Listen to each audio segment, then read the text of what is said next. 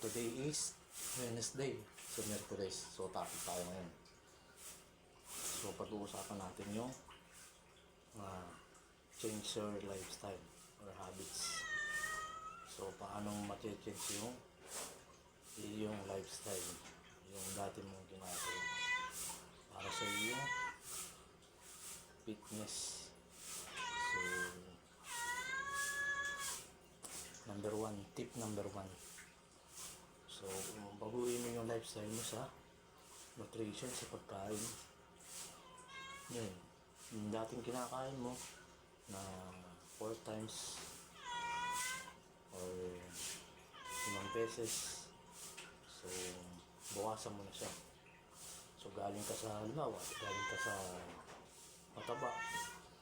So, bukasan mo yung kain. So, may diet ka. Yun yung number one. Tip number one, change your lifestyle sa nutrition. So, pangalawa. So, yung mga workout na di mo ginagawa, so, i-level up mo palalo para mas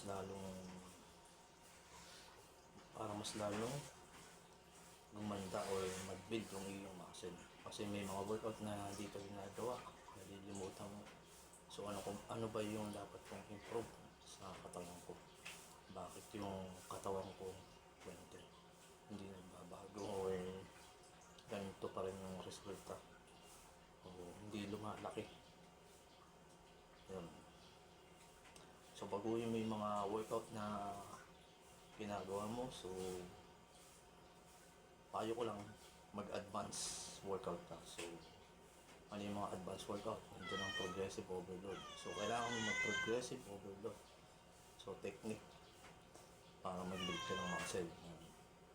So, pagdating sa progressive overload, so, add ka lang ng weight or low reps siya, mga fitness. Low reps. So, tip number 3. So, yung tulog or sleep, kailangan baguhin mo rin yung iyong pagtulog.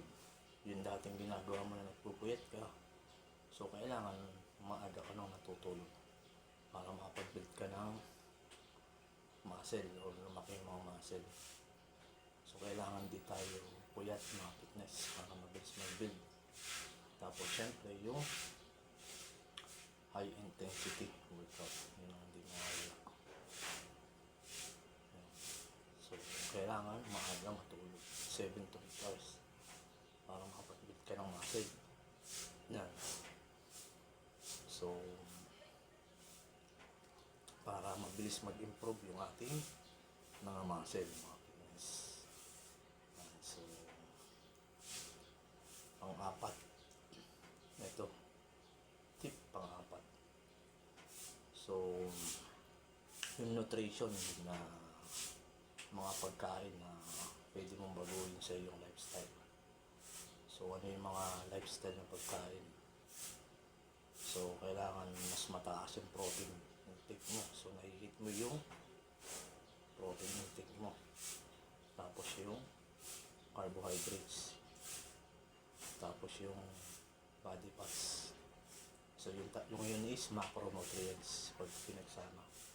So, protein, carbs, fats, macronutrients. So, macros kung tawagin. So, yun. So, lifestyle mo sa pagkain, mabuhay mo para medyo makapag-build ka ng muscle. Tapos, hit mo yung protein mo.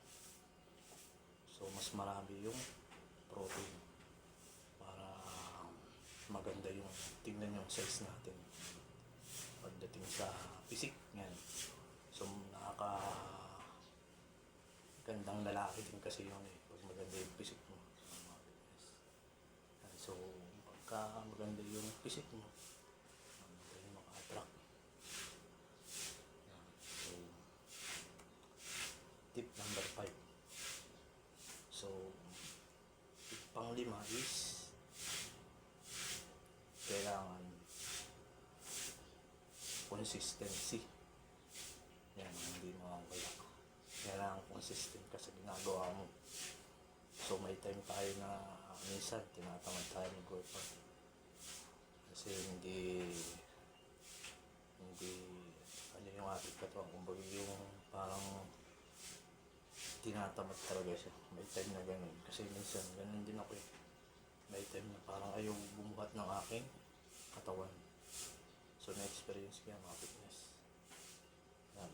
So pero kailangan natin maging consistent para ma-achieve natin yung goals or body goals. Yan. Kasi ako nag-workout ako is 6 sa isang linggo. So isang araw lang yung rest day ko. So hindi man ako makabuhat, so ipapain ako lang. So at least consistent pa rin ako sa ginagawa kong lifestyle or workout routine. Yan. So yun lang ang tip ko mga fitness. Stay fit and healthy. Saka laging tandaan na health is wealth.